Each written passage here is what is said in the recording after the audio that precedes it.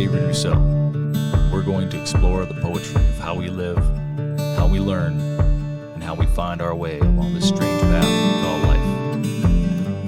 If you are curious about people, their stories, and all things savage and wonderful, join me on the Great Range.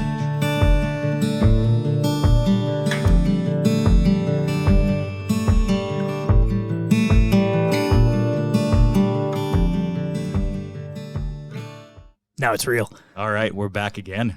Cool. Right on, man.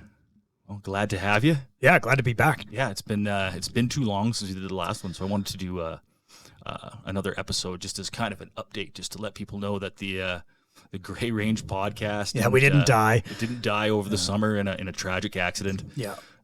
It's alive and well, and new episodes are coming. Because the last one that was towards the end of May, like May 21st was the last one we recorded. Yeah. And I don't know when it came out. It wasn't that long after, but yeah, it came out in June. And then through July and August. Obviously, things get crazy through the summertime, and it's not as easy to sit down and do this kind of stuff. But we're putting together a schedule, which is awesome. Yeah. Getting a few more ideas on what we want to do and people we want to talk to. Yeah, we got a list, so that's pretty awesome. So thanks a lot, man. Yeah, no problem. Cheers. At all. Cheers.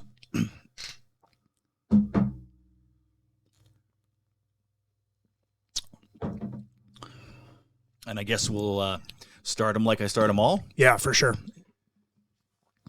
A piece from the collection. I realized that the whole time the other episodes and stuff like that, I've done like zero promotion for any of this stuff. Right. So, for all the people out there in YouTube land or who are listening on audio, I wrote a collection of poetry. I've written many. This is basically the pieces from 2016. So I collected over 300 and then put 223 of them into this collection. And it's been for sale on Amazon, on the Hoax Gray website for quite a while. Check the link in the description below. Yeah, the link is definitely going to be in the description. Yeah. But I realized I'm like horrible at self-promotion. So one of those things for the 2023-2024 year to get a little bit better at. But I don't stop creating the content. I don't stop writing. I just stop talking about it. But it's that creative person flaw where you create and you produce, but you're hiding in a cave. Yeah, for the most part. Yeah. And a lot of it is just staying busy. So yeah, there's a lot of other things in the mix. So right on. But I'm always happy to read these. I think it's always a good way to kind of kick off a conversation. So right on. This one's called Linchpin.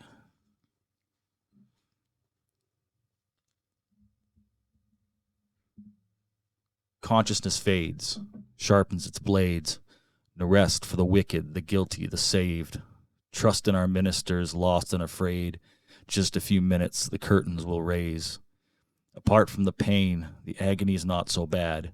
It all hangs on an instant, one trigger, one event. These words hold us together. One weak link and we're a mess. One bad day and the promise we made comes down around our heads. It's the same song, sung all along. Nothing has changed but the beat. Until it's gone, we can go on, and the silence seems so sweet. When it stops, when the axe drops, and we look around to our quiet, empty self, deafens the call, the pain of it all is lost under the swell. Hold it together now. You're missing that little part of you that keeps you together.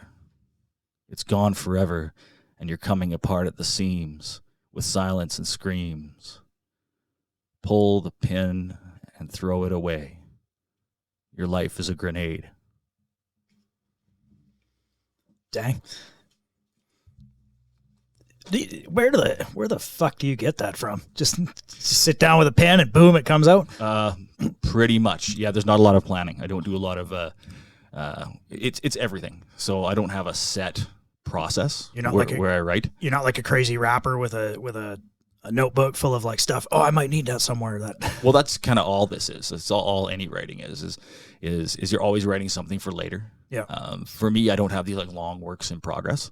I'll make notes. I'll make notes on my phone. I'll make notes in notebooks and stuff at work and stuff like that for if I want to try and remember something for later. Because I will have pieces where I sit down and try and capture something, try and capture a specific idea. Yeah. Where I'll have a concept, something will come to me, turn a phrase. Sometimes it's one word, and I'll just think, I want to use that word, and it'll build on that. And sometimes that works. Sometimes coming in preconceived, sometimes coming with a plan, sits down and you really can put together a nice coherent piece. Yep. And then sometimes I sit down with nothing, and it's just trying to write. For a lot of what I'm trying to write is, it's like I'm trying to tap into my subconscious, but not just my subconscious. I'm trying to tap into like something beyond my consciousness and write stuff that doesn't sometimes even apply to me. Yeah. It's got nothing to do with me. It's sometimes it's how I imagine something else would be, like how something else would be for somebody else, or just trying to capture this nebulous idea of like, what is it to be alive? Right. So we talked before, and you started writing in 2016, and then we were talking the other day, and of course we should have recorded it.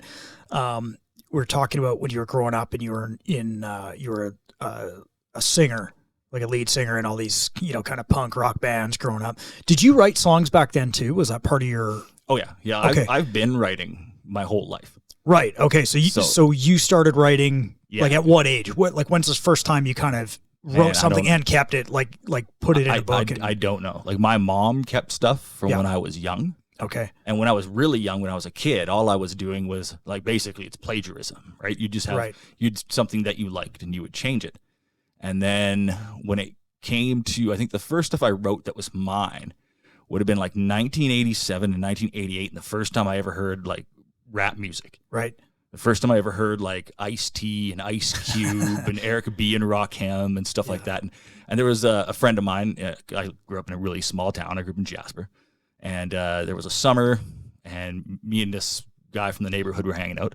And he had just come back from visiting his family in the States, Chicago. Right. I think it was Chicago.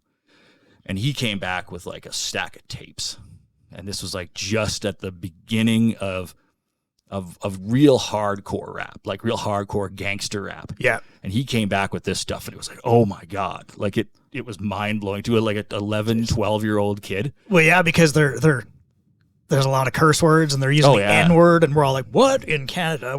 Oh yeah. Yeah. You can say that? Yeah. So we had no idea. So we were, we'd bring the boom box out to the basketball court. And, this guy'd play one-on-one basketball all summer long. We would draw the Chicago Bulls symbol in chalk in the middle of the court, and take turns being Michael Jordan and Scottie Pippen, right? Like that was. And while we were doing that, we would beatbox and rap, and we would write. That was the first music I wrote, and then. That wasn't really it wasn't really a cool thing to do back in the day. No. Heavy competition for some white kid in the middle of nowhere, right? Yeah. It was an outside thing. Like, so, it took a couple of years before that caught on. And by that time I had already moved on to like heavy metal and stuff like that. I discovered like Metallica and Megadeth and Pantera. Right. And I got into heavier music a couple of years later, but even then I kept writing. Yeah. Because I was good at it, apparently. I got good marks in school and English class, going into like junior high and that kind of stuff. I had some praise from my teachers, pursue this, keep doing it. I had, I think when I was 13, 14, I started hanging out with, Jasper had a rather large hippie population in the summertime. Yeah. Yeah. The tree planters everywhere. Yeah.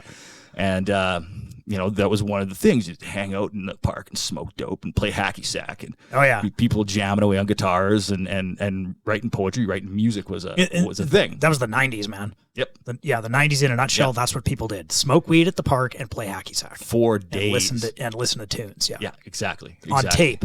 Yeah. Cassette tape, let's be clear. Oh, yeah. Yeah, the advent of the CD player wasn't there yet. I remember getting my first CD player, and you couldn't fucking walk around with it because it would skip too much. Yeah, for sure. Yeah, they didn't have any kind of stability. Yeah. But yeah, there was, started writing there, and then I wrote straight through my whole life. And the only time I stopped, I think, was for a little bit in my 20s. For a few years. I didn't write anything. I'd written all kinds of different music. I'd written all kinds of different poetry. And I think I just kind of got away from what I was doing. Yeah. And that was like when I was getting, getting my life straightened out, getting a normal job, working a 9 to 5, trying to be a normal person, I stopped writing for a while. Sure. And then, you had to channel what energy you had towards. yeah, it was taking a different tact. And then, the discussion we had, originally with Aaron with Aaron Little, yeah, he kind of spurred that thing in me with the interest of I'd like to write and make that a thing that I do, and it's kind of just came from there. And then now I've written, I think I've published 2,780 pieces to my blog now. Like, yeah, there's a lot of content there. So you grew up in Jasper, and then when did you move away from there? And did you move to Grand Prairie? Like, was that the next? Oh yeah, directly. Okay. Yeah. So we left Jasper in 1996, I believe. Yeah, because I moved. I was first night I spent living here, I think was like January 1st, 1996. Okay. And then I was working up here in the late 90s, and I think there was about 20,000 people in this town. Now it's like, I don't know, closer to it was 80 or whatever. I remember the first time I came up here, driving that dirt road, Highway 40, which was all gravel. Yeah. All the way from Hinton, all the way to Grand Prairie, and we would come up here hunting. Yeah. And I came up here, I can't remember when exactly it was, sometime in the early 90s. Remember when the Toronto Blue Jays won the World Series? The first time it was like a big deal. Yeah. It was like the 95, 94, something like that. Somewhere in there. Yeah. So that would have been the first time I came up this way. Okay. And Grand Prairie was a pretty small town. Yeah. Like, it was a small city. So why did you move here? That was just, no. Just happenstance? Yeah. It was no choice of mine. It was. Okay. So my parents moved up here. Okay. And I was 16. Okay. So it was, there was nothing, there's no future, no opportunity in a place like Jasper. Yeah. Like, there's two kinds of people that live there. Well, three, basically. There's government at the time for Parks Canada. Right. You work for Parks Canada, or you'd own a hotel or a restaurant. Yeah. Or some kind of tourist-based business. Yeah. Some kind of business that managed to pay the bills. Yeah. And a lot of people that lived there, they bought homes well before it was really expensive. Right. So they kind of existed there, and then there's just service staff. Right. People who work in the restaurants, work in the hotels. A lot of that seasonal. Jasper's about 4,000 people year round. Yeah. So pretty small town. And there was just nowhere to go from there, right? There's Grand Prairie had this growth. It had this, it has a regional college up here. Yeah. A lot of work, growth in the oil field, this, that, and the other thing. Agriculture, forestry, kind of a little bit of everything up here, yeah. Yeah, a lot more opportunity. So folks figured it was a time to pull up stakes. They had some stuff going on in their personal life that was kind of like, let's try a fresh start somewhere. It didn't work. My home life got exponentially worse when we moved here, as it happens to a lot of people. For sure, man. I don't know if it is how it is now, but I know when I first moved here about 10 years, when Grand Prairie was booming, it wasn't a place you wanted to bring your problems. If you were trying to get away from something, because a lot of people would come up here to make money and no questions asked, you would get a good job. Yeah. But if you were, had an issue and you were trying to get away from it, Grand Prairie was not a place to try and get away from problems. No. It was a place where problems just blew up.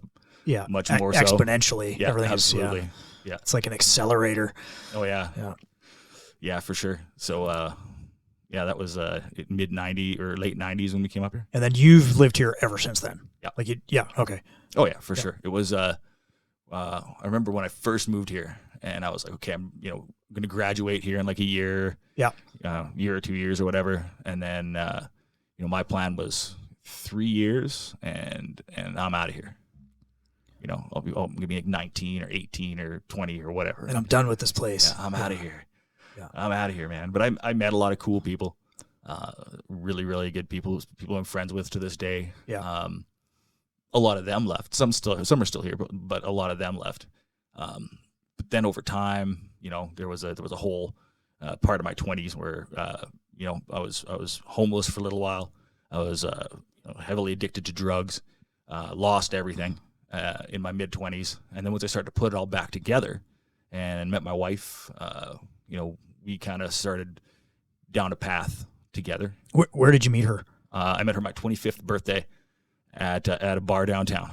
Wow. And we kind of clicked when I first met her. And then I can't remember exactly how long it was, a few weeks or something like that. And we ran into each other again and kind of started dating off and on for, a couple of years really. Yep. And then kind of decided we were going to give it a shot, right? Kind of that thing where it's like, okay, are we going to do this or are we not going to do this? Are we going to do this the serious way or what? Wasn't it, man, I'm trying to remember now. Wasn't it I think you told me the story one time before. Wasn't it like a food-based thing? Like you guys were going to get something somewhere?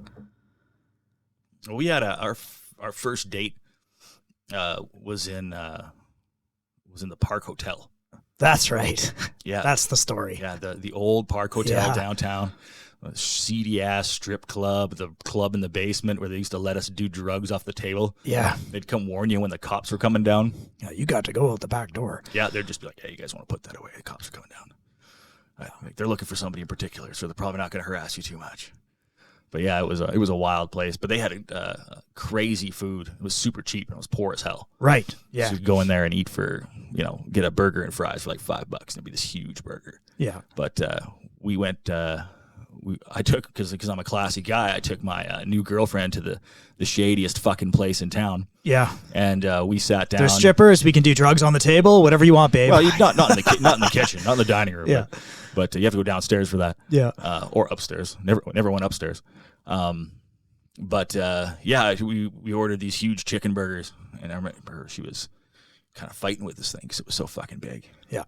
I remember her like trying to keep the chicken inside the sandwich, and she's like, get in there, you. I'm like, are you talking to your sandwich? She kind of looked at me like all like wide-eyed, like, oh my goodness, this is the end of the date. Yeah. He's gonna hate me. And she's like, yeah. And I'm like, fuck, that's awesome. I love that. Yeah. Anybody who can talk to their sandwich, get in there, you cooperate. Yeah. Let me eat you. So yeah, there was a lot of that stuff just back and forth with her and I, over the years, and you're developing a relationship with somebody. For sure, yeah. Especially in a situation where you're both kind of coming from a situation where you're trying to make life better. Yeah. And there's, you butt heads and want to go different ways, and someone's trying to, get into a better situation. The other person's kind of backsliding at that time. You're not supporting each other. Yeah. And then when you're together and you're supporting each other, it's amazing. Yeah. But that was when we sat down and actually had a conversation where we were going to be, okay, is this serious? And are we going to give this the college try, right? Yeah. Because it wasn't like a situation where she got pregnant and we had to get it together. Right. Right. This was a decision based on, as much reason as I could ever muster in my life. Yeah. But where we just kind of sat down and we were like, okay, let's see if we make this work. We're gonna, started going to church, started trying to do the right things, and life changed for us big time for both of us. Yeah. And start to inject some normalcy into your life instead of something I don't think, like, for me, never existed. Yeah. Something I didn't know.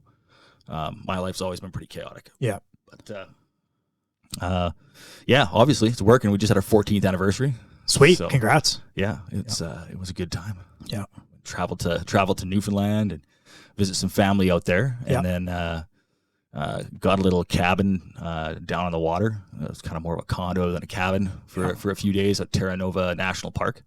Went and checked that out. Really beautiful spot. And checked out some beaches and some good weather. Drove to those places that look like the end of the fucking world with just rocks and water. And it just feel like, it literally feels like the edge of the planet, right?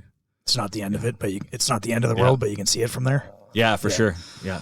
I realized that I've been, in this past year, I've been West Coast, East Coast, and then down to Houston. I didn't quite make it to the coast. I didn't make it down to Galveston. Right. But I could, see it from the plane. So I've seen like 3 oceans this year. Nice. And I'm like, oh my goodness, that's a lot of miles. I couldn't see I was just in Fort Worth. Yeah. Doing some cool things, and that's quite a ways from the water, though. Yeah, and how was that? What particular event were you there for? Because it was an industry thing, right? Yeah, so it's NBS, Nation's Best Sports, and basically it's a conglomerate of a bunch of small businesses that got together years ago to be able to buy direct from manufacturers without having to go through a middleman, and that's what lets your small businesses compete on the scale of your. I don't want to say like Canadian Tire, Cabela's, Bass Pro. Like you have your big box stores. Yeah, for sure. And this is a relationship that allows small businesses to compete because we can buy we don't have to go through an importer. Oh, nice. Yeah. So we flew down there for, it was 4 days. You get 2 days of flying because, of course, after COVID changed the way that you fly, you can't fly direct to Texas. We had to fly all the way to Atlanta. Right. And then back to Dallas, Fort Worth. So, yeah. So it was a bunch of crazy polite Texans. They're the most polite people on planet Earth that I've encountered. And that was your first trip down to Texas? I've never been to Texas. So yeah, that was my first trip to Texas was this year too, and it was eye-opening. It was just very refreshing. Yeah. Yes, sir. No, ma'am. Everyone was completely polite. 100%. There's guns everywhere. Yep. Yeah, absolutely. Yeah, and it was just really cool. It was a good time. So I'll go back. Yeah. Yeah. Yeah, absolutely. I'd definitely be looking forward to my next trip down that way for sure. It's well, if you get to Fort Worth, like the old stockyards, of course, I got a crash course in the history, but it's this old retro, old wood stockyards. That's where all the cattle used to get processed and everything, and all the ranchers would bring everything in. And I can't remember the millions of pounds that were processed there or whatever the statistics on it. But yeah, really fascinating history. And of course, they got the Fort Worth kind of Walk of Fame or whatever, where you got all these stars and you got Sam Colt. Yeah. I can't remember the other guy's name, the founder of Henry Firearms, right? Yep. So you can walk down the street and that's all there. Yeah, just really cool. Awesome. And then you cannot get bad food in Fort Worth, I don't think. The steaks are amazing. It's everything you think it would be. Yeah, I found the same thing. It was the first thing I did when we got to when we were down in Houston was located my nearest steakhouse. Yeah. And we weren't staying anywhere cool. We were staying relatively close to the airport just because it was a situation of expediency for what I was doing down there. Right, yeah. One of my people down there had rented a car. Yeah. And they're like, well, let's go for dinner. I'm like, jumped on the Google Maps. Where's the nearest steakhouse? Yeah. Found us a nice steakhouse. Service was excellent. Food was excellent. Beer was cold. It was about 100,000 degrees. Yeah, it was 45 Celsius when we were down there, which is the humidity down in Houston is insane, man. It was dry where we were at Fort Worth. So I'd imagine a little drier inland. It was tolerable, but we weren't outside for long. I mean, we kind of bounced from air conditioned place to air conditioned place, so it wasn't. Yeah, I was outside the whole time. Well, not the whole time, but a good chunk of my time there. But it reminded me a lot of being in Spain. When we were there in 2009, 2011, somewhere there. And it was summertime, and we went to the Catalan coast, and just that feeling of that walking out of that air condition into the heat, and it's like a wall. It's like being in a terrarium, in a greenhouse the whole time. The first time I ever experienced heat like that, I got married in 2004, and we had flown down to St. Lucia. And so when we left Edmonton, it was minus 36 or something like that. And we fly there. They open up the door to the plane, and it's the Heroinera Airport. Like you're not walking into an airport. You're getting off the plane and walking across the tarmac. And right at the top, when they opened the door, I was still wearing a fleece jacket. I'm like, it was like hitting a wall. It's like a zip jacket comes off, and it was 40 something. It was almost an 80-degree difference from Celsius, like from where we took off to where we landed. That was a shocker. That took a couple of days to acclimate to that. Yeah, for sure. Yeah, so I don't mind it so much. Weather's weather. Yeah, to me, I don't really care. They all pose their own challenges. Yeah. So heat like that, humidity like that, you take your precautions that you need to. A lot of water, electrolytes, stay in the air conditioning as much as you can. It was all inclusive, so I was drinking beer. Oh, for sure. Yeah, for sure. But then I just always contrast it to, we live up here. The first day I lived in Grand Prairie, it was minus 56 degrees. The first day I was ever here. And I was like, you couldn't fucking go outside. Like nothing was running. Like buses weren't running. Like you couldn't go anywhere. Shit was closed. And I was like, where the fuck did I move? Why is it so fucking cold, man? But then in the summer, there's no real poisonous bugs or snakes or anything venomous because it can't live up here. No. Like I tell all my friends that, like from the U.S., and they're like, because I'll post pictures of it, the weather's like minus 50, right? And they're like, friends of mine that live like in Texas or in fucking Las Vegas or something like that, where it's really hot, and they'll be like, "Oh, I can't imagine living in that kind of cold." And I'm like, "Well, we don't have hurricanes, tornadoes, earthquakes, mass shootings. We have grizzly bears. Like we have some cool things, but yeah, we got wolves and grizzly bears and cougars. But if you I was just like, if you go outside for like a couple of weeks out every year, you'll die. Yeah, like you just can't go out there like for any length of time. Your skin will freeze in minutes. Yeah, and hypothermia is a real thing. And every year we find a bunch of people frozen to death. It happens all the time. Yeah, just like in the heat. If you're homeless in the extreme weather, you're probably going to die. Yep, that's kind of the way it is. Get inside. Fact. Yeah. But man, really looking forward to getting to do a few more of these. For sure. I was gonna say we're just off the fucking rails now. Like where do we? No, that's good, man. That's what this whole thing's about. Yeah. I'm really looking forward to doing a few more of these. Get to that regular schedule with yourself. For sure. We'll have to. Yeah, a few more conversations. I know that we're approaching elections in Canada 2025. We got elections happening in the US. Things are kind of hopefully sooner, but it is what it is. I don't know if Trudeau will take his long walk willingly.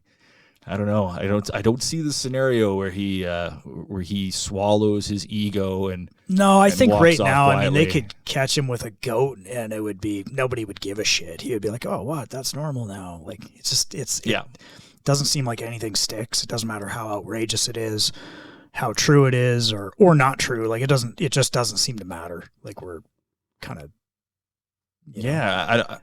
somebody posted an interesting thing, or it might have even been an article I was reading in like Legit Media, where there's the question of whether or not we can have another election, because like most of the government stuff, and I can't remember if this was specifically U.S. and reflecting into Canada, right, or looking at the systems we have in like a bigger picture. Yeah, but most of our federal systems aren't running well right now because post-COVID, nobody's going into work. They're all working from home. Yeah. So the systems themselves aren't manned properly. So right now it's all kind of flying on autopilot, and we're not noticing, like we're just starting to notice how the wheels are coming off in some of these programs, right? Starting to find all this money's missing, or this isn't getting done, or that's not getting done. And can we have something as important as an election when critical pieces of our infrastructure, like the media, aren't working? Like in Canada, we can't get the news through any of the social media things anymore. So how does the government get their propaganda out there? Well, yeah, that's kind of where they shot themselves in the foot. We're gonna make it so you got to pay to have our content. Okay, we won't pay. They're censoring you. Like it's so fucked up. It's unreal. That's a literal shooting yourself in the foot move. Yeah, I think the reality is I think at one point people are going to have to go back to work. Like the system, like that'll be the reality is it'll come down to dollars ultimately. Yep. And people will have to go back to work. Well, I think there won't be a choice. There's so much infrastructure. Like when you've got like, I can't remember what the number is in downtown Calgary, the number of empty office buildings. Yeah, it's very high. It's huge. And we found out through COVID that, you've got that bell curve of performance. So you've got, 10, maybe 20% of the people in your company are doing most of the work, 80% of the work. Yep. And the rest of the people are just kind of they're filler. They're seat meat. Yeah, they're filling in intrinsically important parts of your company. Yeah. But they're not creating anything. They're not bearing a large workload. And those 20% of the people, they can work from anywhere. Yep. Right? They can work from home and be just as, if not more, productive. The rest of the people are just kind of sitting there, playing video games or playing with their cat or, Right. And I think the reality is, for a lot of these companies, when your entire workforce goes home, there's nobody can pretend to be busy anymore. Right? Like it's the old, there's a story of a guy who worked in a sawmill, and for years he just walked around with a couple of 2x4s over his shoulder like he was on his way to do something. He literally just walked around and got paid. Oh, yeah. Because visually, it looks like the guy's busy. Oh, he's got a tape measure. Oh, he's got a broom. Like he's doing something. Even if he's doing nothing, there's the appearance of business. Well, digitally, like those guys can't survive anymore, right? It's like you got your performers that are doing the work, that are always going to do the work, and then everybody else, like, well, why are these people employed? Well, the other thing is in a lot of these large centers, a big part of work life, how it was sold, right? So you work downtown, you live in the suburbs, you have a 90-minute commute each way every day. Now, all of a sudden, you take away that hour and a half, that 3 hours a day, and you gave them that time back in their life. Yeah. You think they're going to fucking give that up willingly again? Like, no, probably not. If I'm sitting at home and I'm like, hey, boss, we just killed A, B, and C project through COVID. Yeah. Grew the business by X%. Yeah. And now you want me to give up the life that, like, and obviously I was more productive because I had more time. For sure, because your go-getters, that 3 hours of travel, those guys just did a full day's work in that 3 hours of their life they got back, and then they've got this extra free time to actually live. 100%. Yeah. Or they're healthier. Yeah. Like, or they took some of that extra time, they spent it with their family, they spent it with their kids, they started working out. They went for a walk every day. Oh, fucking A. Like they all of a sudden their quality of life is better. Yeah. And you're asking them to go back into this meat market of a commute, 5, right? Yeah. And it just doesn't make sense anymore. But now we've got all this infrastructure, we've got all these big shiny buildings downtown that we have to fill. Why? That's the question. Why? Why do we have to fill them? That's the culture. Yeah. Well, things change, but man, a lot of people lose money when the culture changes and they're not on the gravy train, right? That's a fact, yeah. Like if you owned an office building, you're not making a lot of rent. But if you were fucking a shareholder in fucking Microsoft or Zoom or whatever the fuck, made a ton of money. A ton of the online stuff went through the roof. Yeah. Some of it crashed too, though, like your tech stocks and everything. A lot of that stuff was down because a lot of those were based on regular consumerism, and now the models change. So, yeah. Oh yeah, yeah. It's very few visionaries and pioneers that change anything. But I mean, with those technologies, you got dozens of people cooking up the next big thing. Yeah. Whether or not it's with AI, whether or not it's something that they're working for Elon Musk and it's going to innovate. But no one knows which technology it's going to be. Right. You've got 100,000 people probably working on various new apps for your phone. But nobody knows what the app is going to be next year that blows up. That, what new fucking video game, what new thing is going to and everybody's set off, right? Everybody's looking for the knockout punch. I think apps, though. I think we're at the excuse me.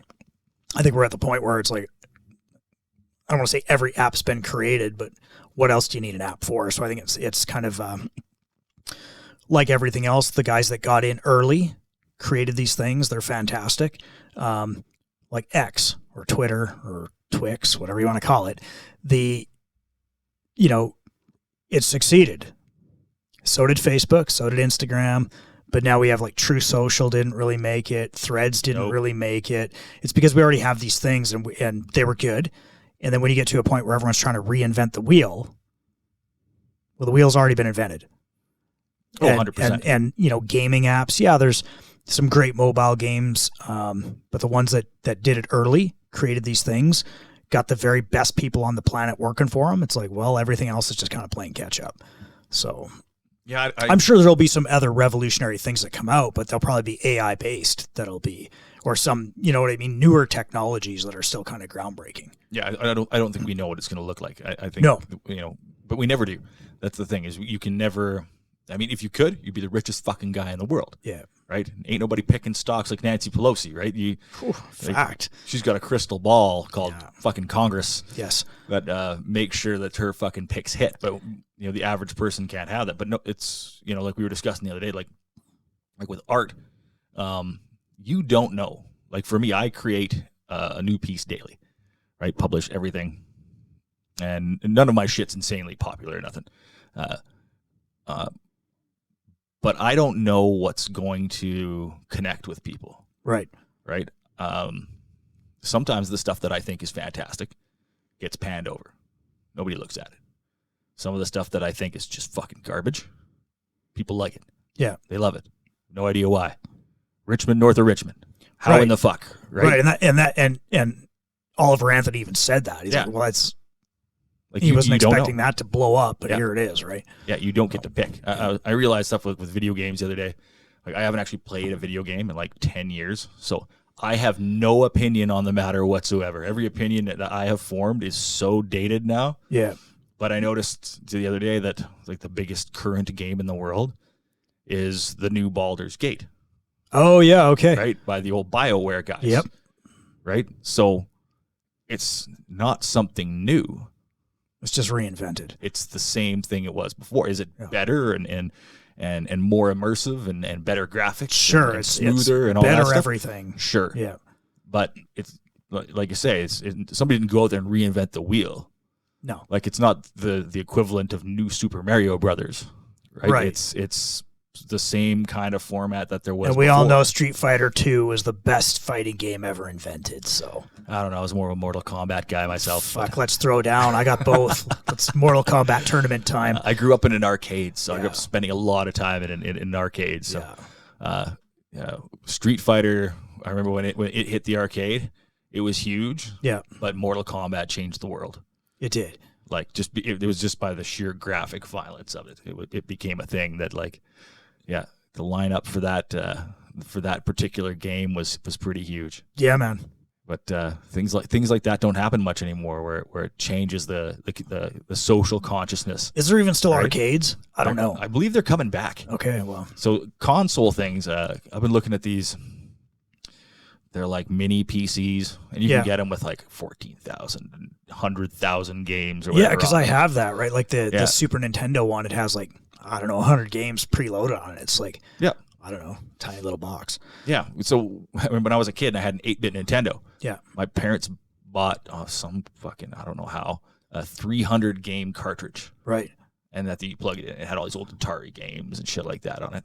And eventually it shit the bed. They returned it and got I don't know, I can't remember, like 5 or 10 game cartridge. Yeah. And it had like bootleg Contra on it. Nice. This was not a Nintendo thing. Right. This was some bootleg shit that was going on. But now that's what they're doing is they're bootlegging all these games. So you can get it with the games like up to, I think they're saying that the newest ones were like 2014, 2017 maybe. Nice. But every game just about that's ever been made, from Atari all the way to like Xbox 360, Whatever, like tens of thousands of games. And essentially that's what it is. The guys are building these big arcade consoles so you can play them and you have like every fucking game. You got to wonder though, like at what point is too much? Like, holy fuck. Yeah, it's got every game, but how much time do you have? Me, none. That's why I haven't pulled the trigger on buying one. I'm like, I thought about it. It's a couple $100. I'd have all these games. They're like, just don't hook it up to your home network because it comes from China and we have no idea what's in that software. Right, it's going to blow everything up. Yeah, yeah, it's going to be sending even all the your Super fucking... Nintendo I bought. I'm like, oh, it's going to be so cool. You plug it in, you're like, oh, that's kind of disappointing. Me and the boy, we were racing some Mario Kart the other day. That was kind of funky, brought back some memories, but it's like, yeah, the games suck. It'll never be what it was. No, for sure, right?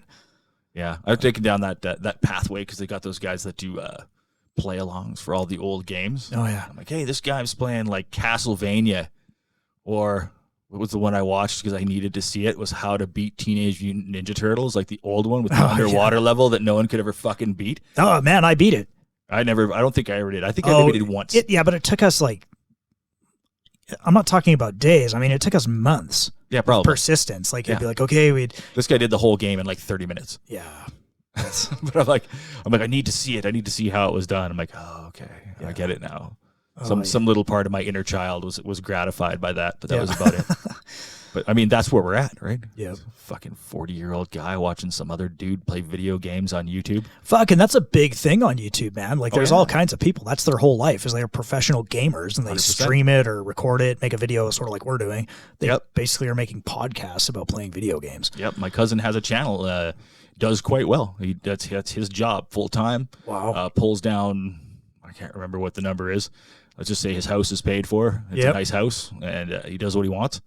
And his channel is, I can't remember the name of it off the top of my head, but it's basically related to kids gaming. So it's what do you think the lifespan of a career like that is, though? Like, at some point, do you just... I'd say it's indefinite at this point, because started off with live gaming. Yeah. Like Twitch streaming.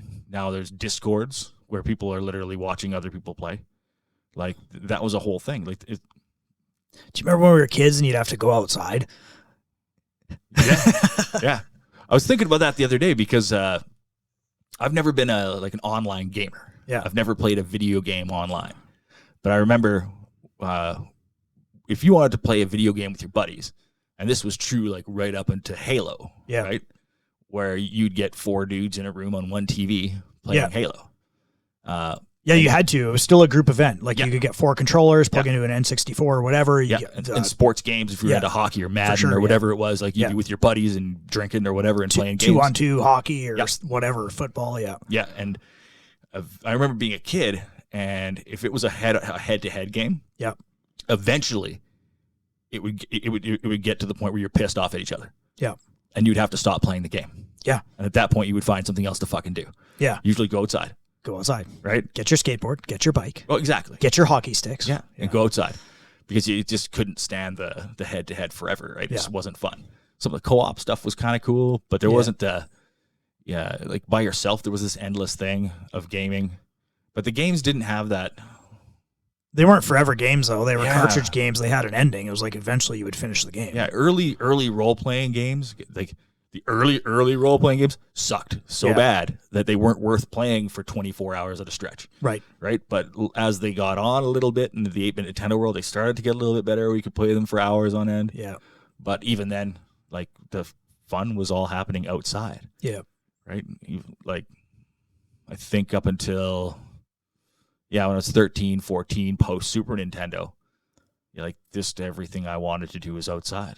There were girls were out there, the friends were out there, the parties were out there, the cars. Yeah, everything else. Driving around, Yeah, kids today, are they even getting driver's licenses? I've heard it's dropped off. I don't know. I think it has dropped off, and I think it's I don't know if it's the helicopter parent thing where parents are used to driving their kids everywhere. I think the out-of-town kids, like the rural kids, the farm kids are still like, the day they turn 14, they're getting a learner's license. The day they turn 16, they're getting a driver's license or as close to it as they can. Yep. But certainly in the urban centers, I think. And that part of it is probably, because fossil fuels are killing us and cars are bad. Cost and practicality and the amount of cost to park somewhere if you live in an urban for sure, center, even right? the cost to buy a vehicle, man. Like, a pickup truck's $100,000 or more, and you're like, okay, those were $30,000 not that long ago. You can buy a trailer and live in it for $110,000. You just spend $115,000 on a pickup. Well, it used to be I remember getting my license, or learner's license, driver's license, and my parents had a couple of vehicles, so we could borrow the car, but I was like, no, get a job. Yeah, get your own. Yeah, exactly. But that was what it was in the day, right? Yeah. I grew up in a town that was small enough you could walk everywhere. It wasn't really a need to have a vehicle. Right. I think, too, like public transit is like, that's a normal thing now. Like, you can always jump on the bus or. I didn't own my own vehicle, till I was 20-something years old. Yeah. Right? And it was because basically it was given to me. Yeah. My mom went to an estate sale. But did you get your driver's license as soon as humanly possible? Yeah, absolutely. Yeah. But I had jobs where I drove for a living. Yeah. From the time I was 17. Well, I think that was part of it too. Like for, that was the bare minimum requirement to get a job where I grew up. Like you needed a driver's license because there was always a company truck or something would need to be picked up or 100%. Or whatever the case was. So that was the bare minimum. Oh yeah, I drove for a living for years. Yeah. Before I ever owned a vehicle, because I lived in Grand Prairie and everything was walking distance. I just didn't really mind walking everywhere. And then, once you get a vehicle, you don't ever go back, right? You're never like, I don't want to own a vehicle. I don't know anybody who owns a vehicle who was like, I'm going to sell this and go back to walking. Nobody does that. Yeah, I'd love to ride a bike. Yeah, it's the convenience, the freedom of it, right? Yeah, exactly. But nothing will ever top that first car. It was I can't remember, in 1991 or 90. Or later than that. It was like a 97 2-door purple Dodge Neon, like a sport coupe. Nice. Of a Neon. I've never seen one before, never seen one since. It was like the girls were just lined up. It was like a lavender purple. Wow. Yeah, fun as hell to drive. Yeah. Yeah, it was free, so I wrecked it, of course. But of course, that was fun to roll up in traffic with because there'd be dudes all the time being like, and then they'd see it was a dude, and they'd be like, look away really quick. Yeah, and I'd just start laughing, like waving at him. What the fuck's wrong with that guy? I think the first vehicle I ever bought was an 88 3/4 ton Chevy. And Nice. it was a nice rig, man. It was like an old highways truck. That, Dude, you have no idea what that's worth now. Well, yeah, in retro, I wish I could have kept it, but of course you can't keep them all. And it was just a single cab, long box, and everything I owned in the world fit in the cab of my truck. I had a rifle that I had behind the seat, and I had a duffel bag with everything I owned in it. And that was it, man. Yeah, there you go. That's all you need. It was a very convenient, nice way to live. And I worked all over the province, so it was like, yeah, I could go anywhere at any time. It's like, to pack was like literally zip, get in the truck. Yep. So, yeah, I knew a few guys who the only reason they owned a house was that they had somewhere to crash, like, one weekend out of every 3 months or a week out of every 2 months. So they come off the rigs. Yeah. And they just buy a house, rent it out. All my friends had rent all the rooms. Yep. Be a giant party shack, like for months and months on end. Yep. And they didn't care. They just wanted a place to hang their hat and get a couple tax deductions. And well, I think a lot of us, like I worked 2 seasonal jobs for the longest time, right? Like I worked in the oil patch in the winter doing pipeline and facility construction. And then in the summer I'd do forestry work. So really, I mean, I didn't have a place for quite a few years because I would, when you're in camp, you're in camp. And then when I was working for the government, they had a bunkhouse where you could stay as a seasonal employee. Yeah. And so I'd literally a month, maybe only 2 to 3 weeks, 2 weeks to a month in the shoulder seasons, I'd go home. Sure. And hang out with my parents for a couple of weeks in between jobs. Yeah. So it was a pretty convenient way to live for a long time.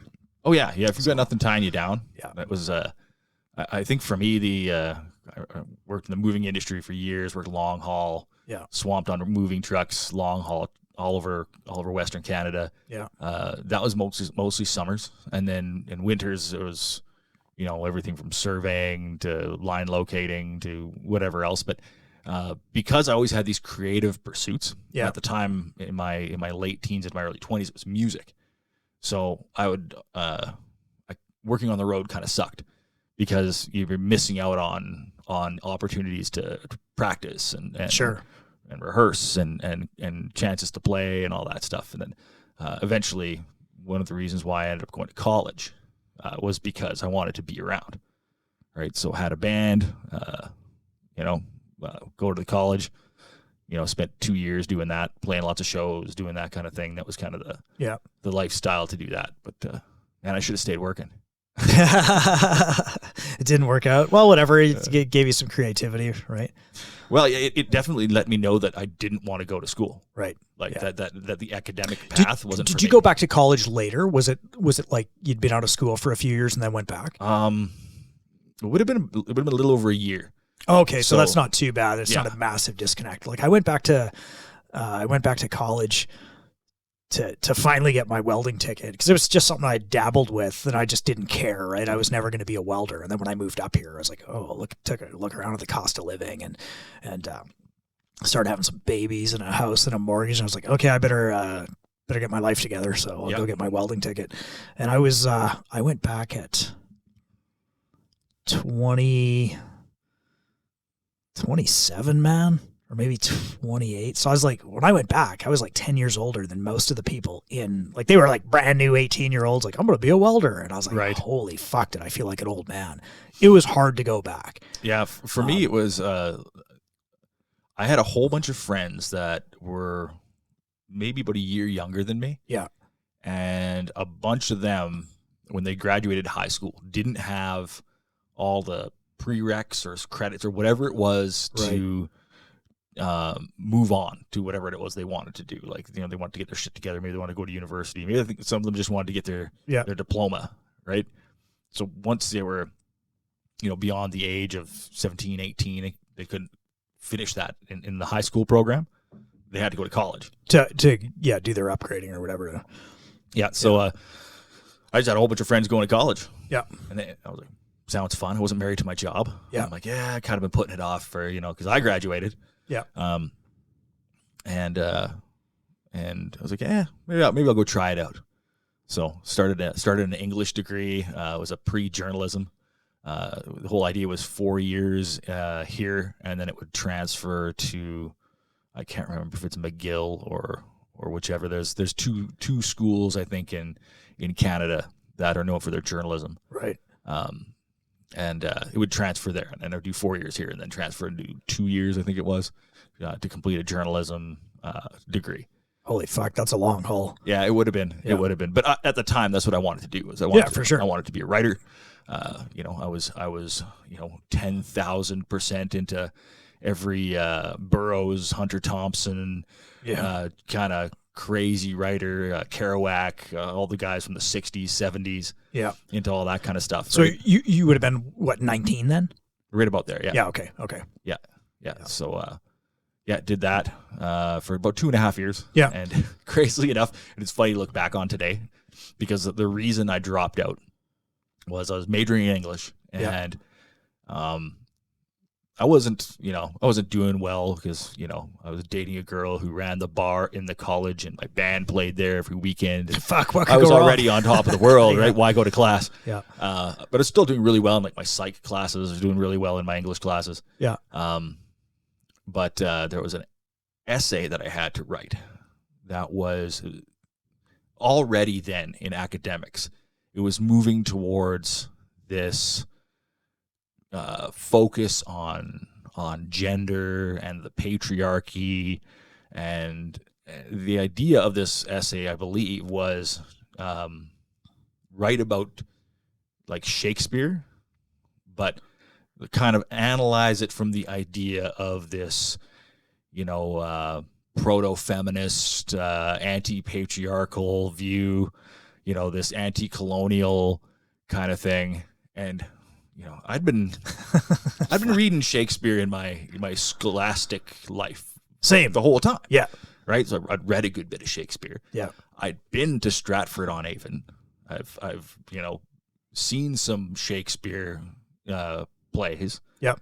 And done by some of the best that do it. Yeah. When I was in traveling over in England, and I'm like, I didn't get any of that. I don't know where you're getting this, but I kind of get where this socio-political bent was coming from then. And after 2.5 years of the program, I had just basically had enough. I'm like, I can't. This is not what I would set out to write. When I set out to write, I'm like, this is the furthest thing from my mind, is to take something that's purely artistic and make it political.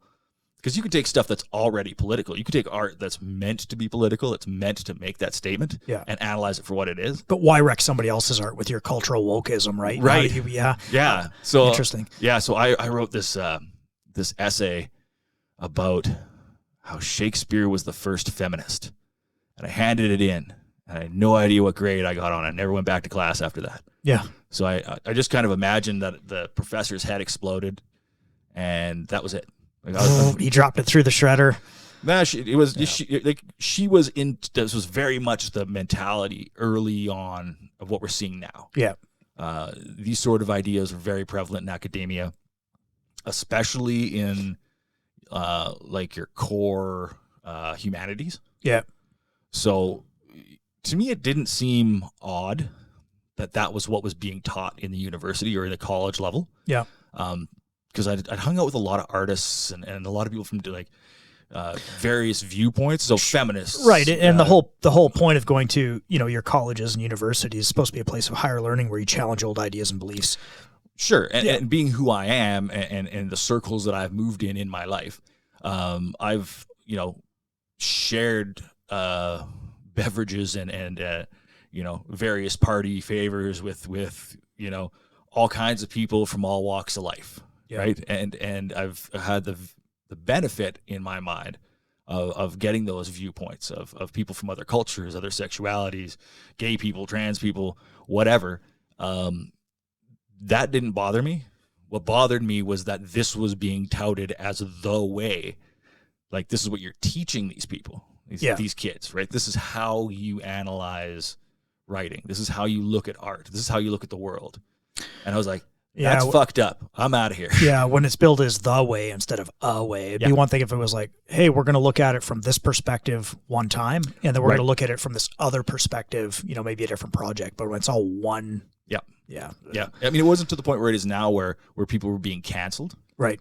But it was already to the point where, if you pushed back, that there would, there was definitely a consequence for pushing back. Yeah. Right. And for me, it was just kind of like, well, this isn't how I intend to take writing. And then, again, just like leaving the workforce probably wasn't a good idea when I did it. Leaving college wasn't a good idea when I did it. Right. Both of those were precipitous drop-offs in my life to where things just got worse and worse and worse. Yeah. Thankfully, there was a bottom at some point that I got out of. Yeah. But it was actually coming out of there that kind of made me want to write again. Like, to made me want to go, oh, okay, well, my ideas are just as valid as anybody else's. Everybody's expression is valid. Yeah. So it doesn't matter in what way you decide to express yourself.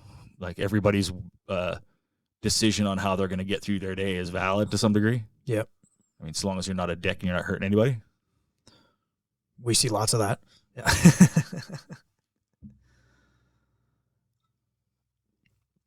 Yeah, like when I went the partying, like the whole college party scene, like when you're, I think I was 27, maybe I was 28.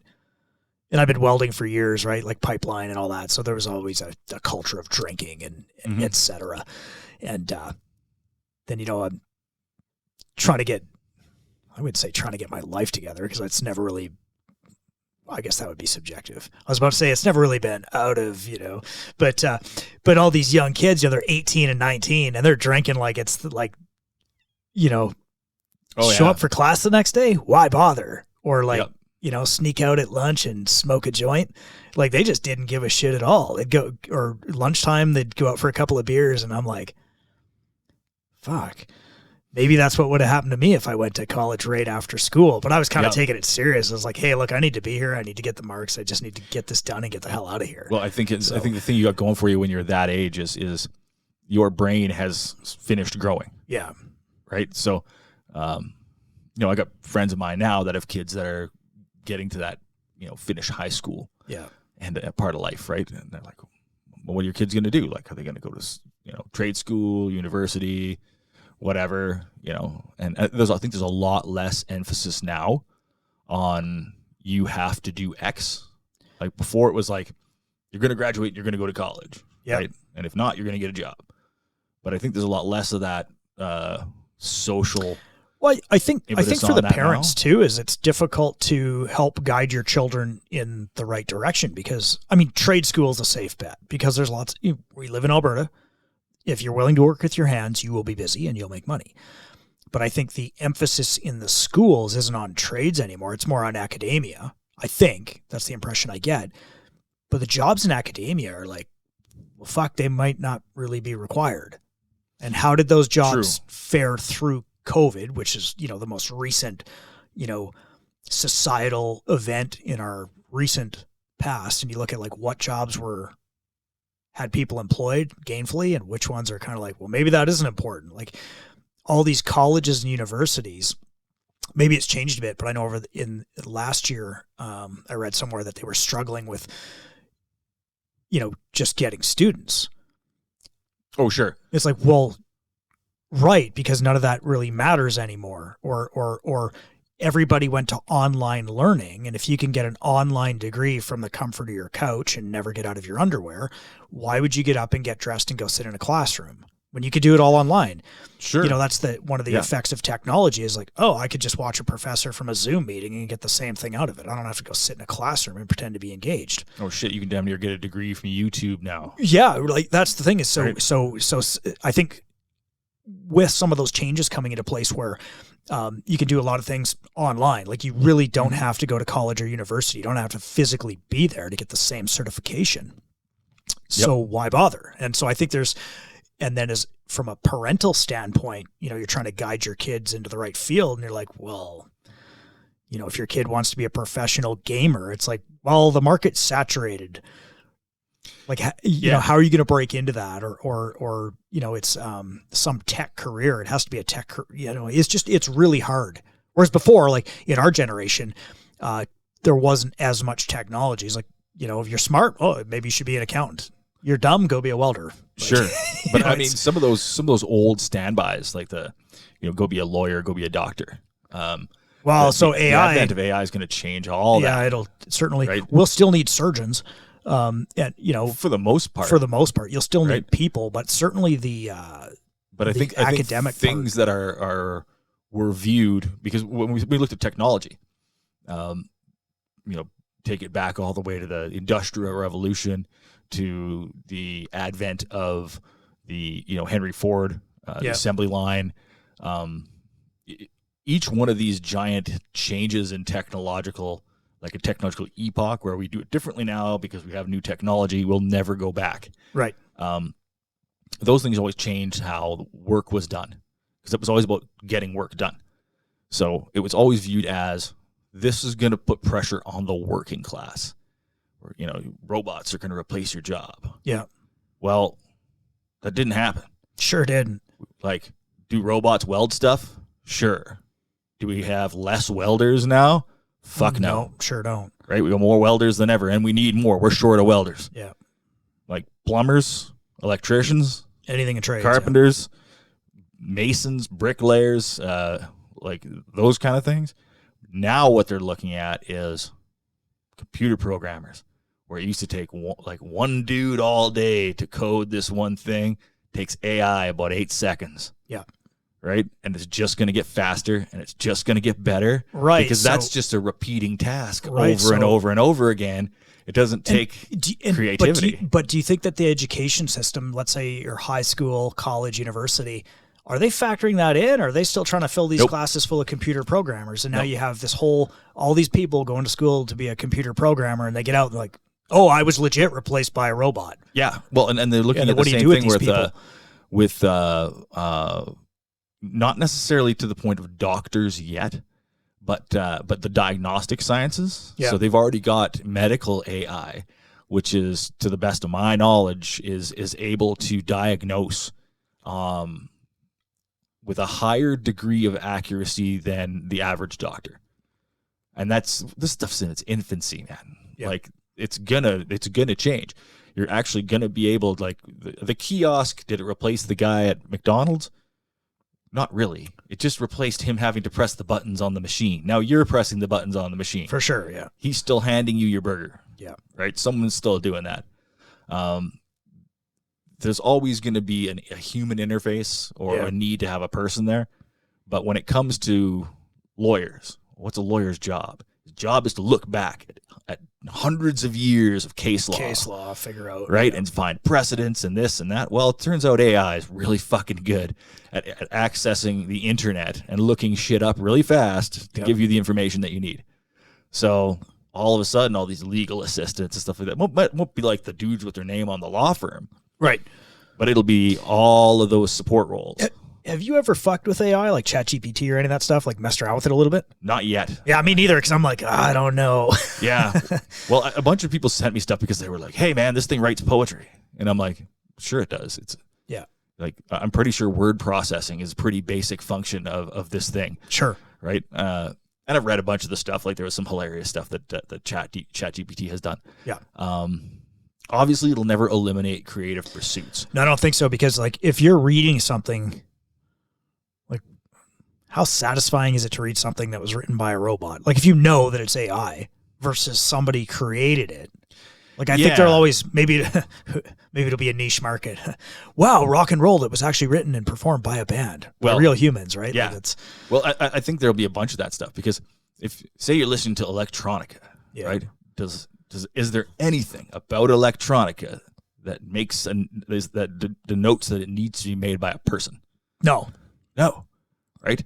If Dead Mouse or any of these big DJs out there. Yeah. If they were just a robot, nobody would really care. They'd actually probably be more popular. Maybe. Right? Like, that's just the way I see it. Like, there's some stuff like, is AI going to punch out Richmond north of Richmond? Probably not. Right? Odds are no. 1,000 monkeys with 1,000, or 1,000,000 monkeys with 1,000,000 typewriters, or whatever. Right. So that's what you're going to get with AI. Yeah.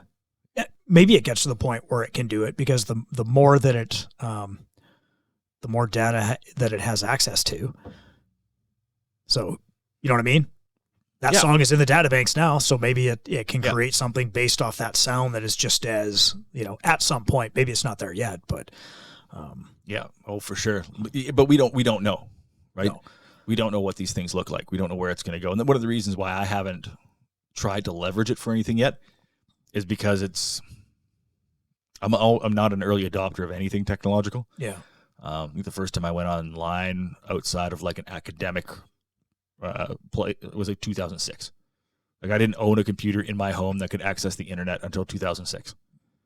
I think I used them in school, like for research and stuff. 2003, I think. But it just wasn't Sure. like I had tapes for a long time before CDs came along, and I had CDs long after iTunes was out. Like now we're fucking buying vinyl. Yeah, exactly. Trying to go backwards. Yeah.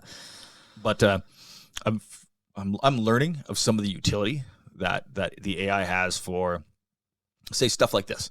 Yeah. Say I have a program that I want to clean up sound. Yeah. Right. They're developing AI stuff that can do that. So if I want to do video editing. Sure, or even AI production. Like here, give it to it raw. It spits out the finished product, and it's uploaded, and 100%. Yeah. Again, Hollywood. There's a lot of fucking editors out there, man. Yeah, a lot of. If you just watch the credits at the end of the movie. Yeah, how many of those people actually built something?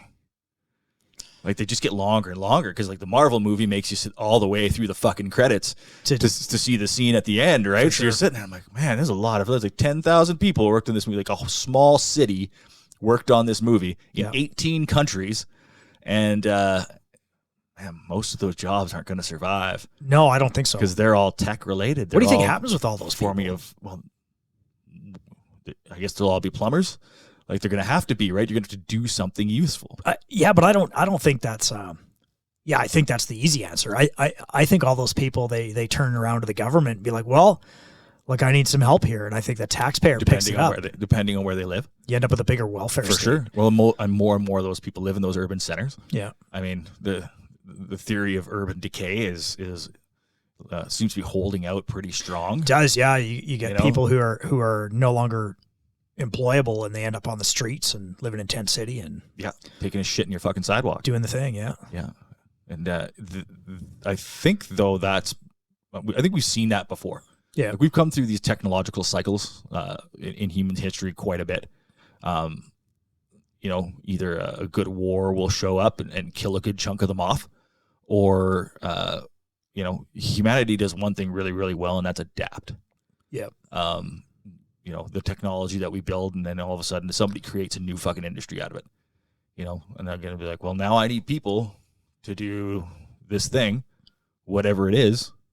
Who knows, man? Like, who knows what the next thing looks like? We don't know. Yeah. I mean, it depends on what side of the coin you're on. One side of the coin says there's too many people.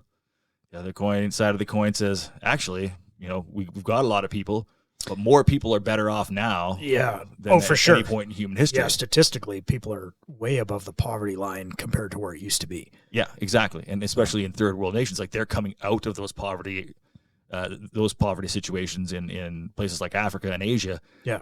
Way faster than they were 50 years ago. Yeah. Because of technology. Oh, 100%. Yeah. And fossil fuels, because they can have electricity. Yes. But we would love to cut that off. Whoa! Don't get out of poverty so quick. Yeah.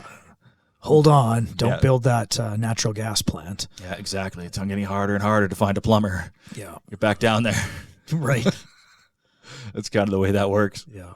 But like on a fucking weird tangent, I've been going down the rabbit hole on a lot of this fucking alien stuff that's been on there, and I was thinking the other day, like, because a lot of people believe like AI will eventually get to be sentient and then decide it doesn't need people anymore. Yep. Right. And then AI will exist, right? Because once it can create itself, once it can self-propagate, they're like, well, it won't need people anymore. And I was like, so a lot of people, there's this back and forth on like what UFOs are, what this non-human intelligence that the government in the U.S. is talking about now. And I've kind of studied that stuff off and on for decades. Yeah. But one of the things that just kind of fucking totally blew my mind the other day was like, like in the movie The Matrix. Yeah. So there's a kind of an analogy or a Hollywood myth thing where it's like the Terminator series ends with the Matrix. Yeah, I've heard that. Right? Yeah. So like the AI wins out, war on people, then it decides to keep the people around as organic batteries, puts them inside this fake world. Yeah. And that's the future, right? But I don't know how I got onto this, but I was like, what if that's all fucking backwards? Because, like, what if it's an analogy? Because what do we do with the AI, right? Say once we invent the conscious AI, we don't want it to get out. So we would put it in an artificial world where it could live in its artificial existence, right? And what is what do we do with the machines? Well, and then you could bring that batteries. full circle and be like, there's lots of people that believe we're living in a simulation right now. Oh, 100%. You're just a fucking bag of meat plugged in somewhere. Oh, sure. So, I mean, making part of it podcasts. is, yeah. Part of what I was thinking about was, with this idea of UFOs and stuff like that. Like, well, what if they're AI or drones? Or what if some of these non-human intelligences are artificial intelligence? I have a belief there's no such thing as an artificial intelligence. If it exists in the universe, well, it came from somewhere. It's of the universe. Yeah, it didn't just make it's itself natural up. to some degree. Yeah. So I don't think intelligence just happens like by accident. So right. I think that it's I think no matter what, it's somewhat organic. But then that got me thinking. I was like, well, fucking strap in, folks. Well, machines take resources, right? Yep. So if I was going to propagate the universe, machines sound good, but they require like hard resources to make, right? You got to get ore, you got to refine ore, you got to make wires or gels or whatever the fuck they're doing you need power. I'm like, whereas organics make way more fucking sense because they're self-propagating. And all you need is shit that grows around for it to eat. And they'll just keep fucking self-propagating. Every rancher knows this. Oh yeah, 100%, for sure. Right? Would you rather be fucking making cows or making fucking Xboxes? It's a whole lot easier to make fucking cows. Yep. Like way less technology that goes into it, right? Right. Yeah, there's still some problems with it, of course, but yes. So one of the things because I think it was Rogan who's going off about like humanity's whole purpose might be to create the AI. And I'm like, yeah, but what if we were created by the AI? What if the AI made us? Because they're like, we could go around and make them and have self-propagating machines, but that would take a lot of fucking work. When instead we can just fucking get some cells together, make sure that they come out with some sort of fucking consciousness. Not saying that we're, not some miracle, but it would make sense that you would send out something organic to these places rather than something artificial. And maybe that's where we came from. But that's just fucking... that could be. I mean, it's... I don't smoke weed anymore, but yeah. I'm like, where the fuck did you come up with this? 3 a.m, having a fucking panic attack. Oh my God. Nah, literally just at work one day. Yeah. Brain goes weird places. Yeah. But yeah, who knows, man? It could be, man. I think we're gonna find out some pretty weird shit here in the near future about who we are, where we're going. Have you, like, all the stuff that was declassified about aliens and all that? Did you? I haven't dug into any of it because I'm like, well, I'm too fucking busy. Have you followed up on any of that? Have you looked into any of that to see literally all of it? Dude. Yeah. Okay. And, any good leads there, or is it the same old shit? It's just the same old garbage. Nope. Like, don't worry about the Ukraine. Don't worry about this. Don't worry about that. I don't even think it's that. There's something. Yeah. Like, there's something going on. The thing that got me into it like years and years ago, I read a book. I think it was Bud Hopkins wrote a book called Intruders. And it was about alien abduction.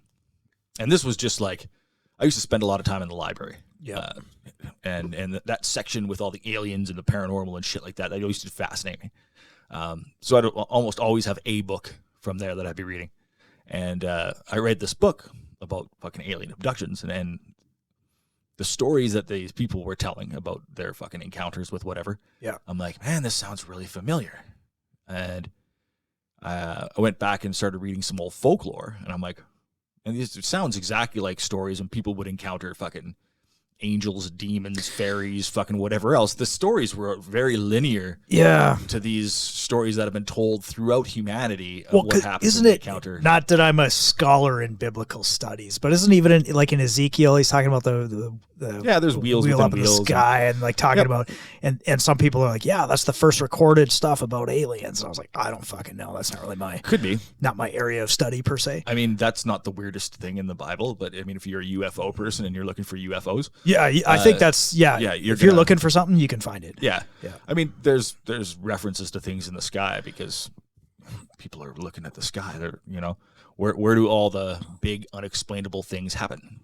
Comes from the sky. Right. They happen in the sky for one reason or other, right? Fucking pterodactyl run. Yeah, well, who the fuck knows, right? And that's kind of what, that was what kind of got me interested, because I'm like, wait a sec, if this thing has been happening, like part of this human phenomenon of existence, that there's these people for thousands of years that have these weird encounters with something. Yeah. And now it's fucking 1995 or whatever when I started reading that shit. I'm like, and now here we are, hundreds or thousands of years later, and the same thing is happening. Well, something's happening. Yeah. So whether it's fucking aliens or what, maybe these people are having fucking, what do they call it? Temporal lobe epilepsy, where people will have hallucinations, right? And experience out of body stuff and presences and stuff like that. But I started reading that stuff. Yeah. And then that, for some odd reason, Grand Prairie's library was, I don't know how it is now, but at the time was unusually well stocked on the UFO subject.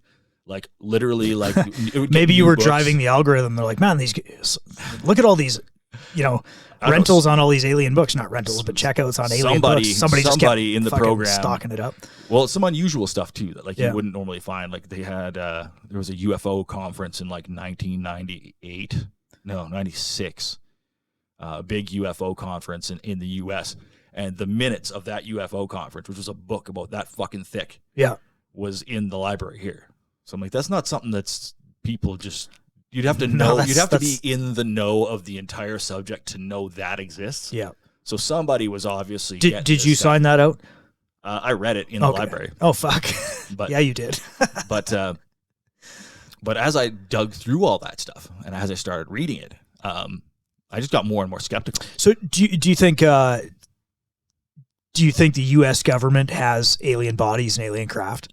Damn, that's a good question. In my mind, I think it's as likely they do or is that they don't. Right. Yeah. So it's like 50-50. Yeah. Like they might, but who fucking knows? Yeah. Yeah. I think the only thing that would point to the likelihood of that existing, of that being the case, is the fact that it's been talked about enough by certain people who have no reason to, like, it would cost them more in their life and their career to go along with that kind of story or make that up than it does to, like people don't make up stories for no reason.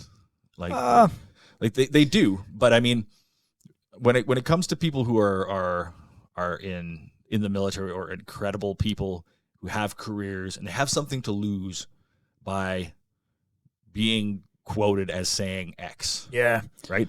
Because that was the whole thing. Like, the more I read, the deeper I went down the rabbit hole. And holy fuck, is it deep? Oh yeah, it goes all the way to the hollow earth, buddy. Yeah. It's fucking crazy. Right to the center where you start on fire. Yeah, it's wild. Yeah, But the thing is the more I read, the more skeptical I got, because it was like you reach a point. Well, sure, because it's all true believers and total crackpots. Yeah, and right, and there's still no concrete evidence, and that's the problem with all of it. It's the whole fucking Bigfoot thing. Well, it'd be really rad if Bigfoot was out there doing Bigfoot things, but again, we live in a world of technology where there's cameras and shit everywhere and all this science and whatever. There's no definitive proof. Nope.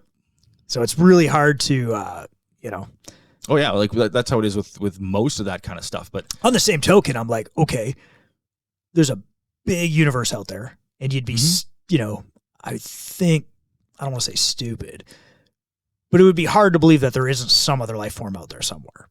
The universe is massive. Yeah. It goes on forever. So somewhere out there has to be something else. The thing is we don't understand our own consciousness. We No. don't really understand like the universe that well. We understand a good chunk of it. We understand like nuts and bolts math. We don't really understand why we understand it. Like, how is it that if all we are is evolved apes, Yeah. how the fuck did evolved apes figure out how a black hole works? Because ain't nothing else on this fucking rock figuring out how a black hole fucking works. True. There's no utility to that. There's no need for us to go, okay, we got all these numbers and we figured out how these numbers work. And hey, look, we can use these numbers to figure out when that star is going to be in the sky because that's good for harvest. That makes sense. Or we need to figure out how to sail across this ocean. You know, we're going to figure out tides and might even figure out how the moon goes around. All that shit makes sense. Yeah. But the fact that we are even capable of wrapping our brains around some of the shit we're doing now is pretty fucking amazing. And I don't think that's an accident. Like, I think that we're a product of our environment, and I think our interaction with the environment is bigger than just one thing. For sure. And I think there's we think that's cool now that they can figure that out. But then you go back into your ancient civilizations and you look at the Egyptians with the pyramids and the direction that everything's facing. And it's like, okay, we've already been through cycles on this earth where there was very advanced civilizations already doing cool stuff that's like, that they're still trying to figure out now. Because there's no way that they're like aliens built the pyramids because there's no fucking way that it could have been built by manpower. There's no rock there. There's no whatever. And it's like, okay, like obviously there was an advanced civilization at some point that was capable of doing that. Right. So. Right. That's one of my favorite, out of all the things that came out, because by the new millennium, by like the year 2000, I was completely done with the subject. Yeah. Because I was like, oh, like, if there is hard evidence, we'll never see it. Yeah. And basically everything else is crackpots. And it's like you get into anything too deep. Like could be martial arts, could be anything. You get into a group that's like true believers, and it's crazy. Like they're crazy cultish behaviors. Yeah. They kind of self-feed off their own bullshit. Yeah, they create their own echo chamber, and everybody. Yeah, and so I was done with it completely. And then, just recently when these videos came out in 2017 or whatever. Yeah.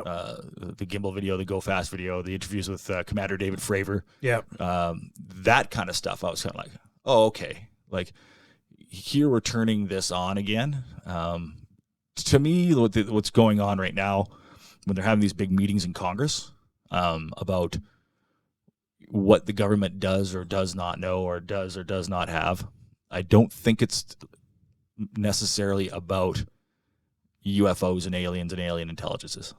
What it's about is how has the government allowed funding to happen with black projects? How deep does the military-industrial complex go? Very deep. Well, that's just it, right? Which is, because everybody's like, why does Congress want to push back against this investigation on UFOs? And it's like, well, because that program, they're burning a lot of money for other things in it. Well, right before 9/11, they were missing like $1.1 trillion. Like the day before 9/11 or the week before, Congress came out and they're like, what happened to the $1.1 trillion? Governments are really good at losing money. Like you look at, what's her name? That Catherine McKenna. Oh, yeah. Right? She was the Minister of Infrastructure in Canada. There's $89 million missing or whatever it was. Yeah. It was a big number. And, a bunch of headlines and, we're going to track this down and figure it out. Like, fuck, pretty soon. Nope. Like, when's the last time you heard anything about her? They quietly shuffled her out. The money's still gone. A bunch of people got rich. They stole it. Oh, 100%. And that's where I go with a lot of this stuff because, a lot of people say, like, the government's not capable of keeping a secret this big for decades. And it's like, well, if we look at kind of how these things are built, like when government keeps secrets, they don't happen in the government. They outsource it to companies outside the government that aren't accountable to the government. Yeah. Right? So they send the stuff over to Lockheed Martin, or they send the stuff over to Raytheon, or they send the stuff.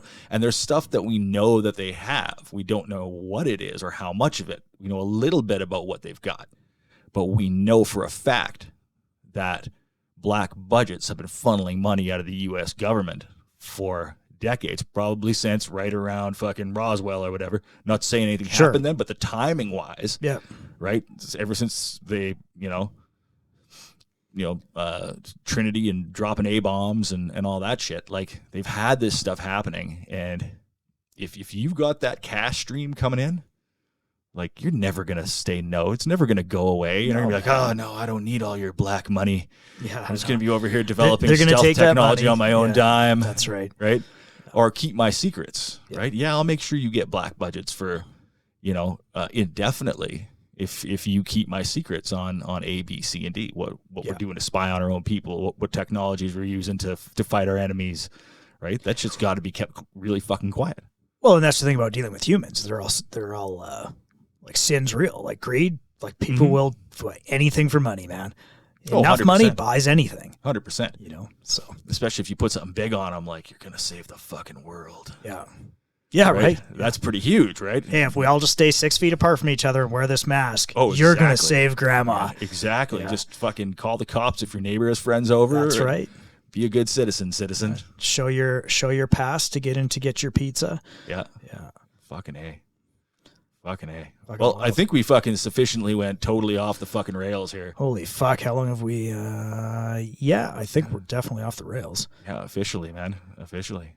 Was there anything you needed to touch on? Fuck no. I'm driving here, I'm like, what the fuck are we going to talk about? Just leave that up to me, man. Yeah. I didn't think it would it'd take us long to have a discussion or to come up with, Oh, for sure. No, it's always good. Like I said, it's I wanted to kind of do this as an update. I think we're 3 episodes deep, and if people don't realize, I think you're the official unofficial co-host of the Gray Range podcast. Yeah, for sure. Yeah, no, it's a baller. It's the easy seat. You should do some shameless self promotion though, and hold the book up so that people know what the cover looks like. You gotta do the thing. It'll be in there. Yeah. I can links in the description. I can self promote it. Yeah. I'm currently working on a second collection. Right now. Just kind of compiling it. Working with a cover artist to get some cover art, and what's the timeline? It'll be this year. I'm about 80% done compiling it, like through the first the first cull. So we'll go through everything. Then I'll go through it all a second time, narrow it down. This one came out pretty hefty. Yeah. The next one will be pare it down to stuff that I think is a little bit better. Like half that size? Or what are you thinking? Not quite. Kind of hard to tell. It'll depend on what it all looks like when it's done. Because I end up with roughly the same amount of material every year. So this will be the stuff from 2017. Right. So I've got 6 more of these in the can, so to speak, and then basically look to release one a year. Yeah, we'll have to make some notes on 2017. What the hell was happening in 2017? Yeah, I don't care. I like the conversations to stay more on. No, I mean just from like the organic, like because what's interesting for me anyways is like, I read some of your stuff or hear you read it and I'm like, what the fuck was happening in the world when he was writing this? Because I wonder, like, sometimes does the we're influenced and shaped by our environment, and I wonder, does that impact your writing to a certain degree? Like, would you if you went back and looked at it, it was like, oh, okay, I was writing about this, and this is what was going on in the world, and I could see how that influenced it, or so a little bit. Occasionally, I'll reference. Like I just wrote some stuff this week that got published just this past weekend. Yeah. That is kind of socio commentary stuff. Okay. Because they more turn out like rants than anything else. Yeah, you don't want to sound like the angry old man, but they just kind of do those ones. There are some that are like that, where it's drawn directly off of like a stream of consciousness. Yeah. So it's just kind of like, where's my head today? What's going on in the world? There's definitely some of that. I try to keep large, like things like politics specifically. I don't try to touch on it too much because that kind of stuff is always changing. Yeah. And to be 100% honest with you, they're not good ideas. They don't make good, creative points that people can relate to on a large, like if I wanted to, and I'm not saying I have never considered it, because there's been angles that I've thought about that have kind of crossed my mind. It's like, oh, I could market, something this way. Like I could market a collection. For a while there, I was thinking about doing a collection, basically poetry for men, right? So like stuff from a more masculine angle,